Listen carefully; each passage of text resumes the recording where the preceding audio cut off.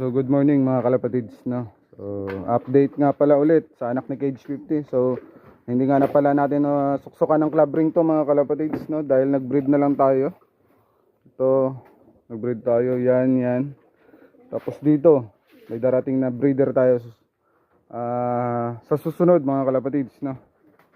Pang malakasang breeder 'yon. Yun, so bagong breeder na naman 'yon mga kalapatids. Tapos ito yung anak niya mga kalapatids, no. Hindi brown, hindi puti.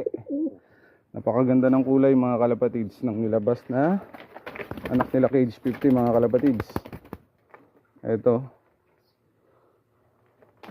Grisel mga kalapatids. Yung sabi ko sana magka-Grisel ako. Tinupad agad ni Cage 50 mga kalapatids, no.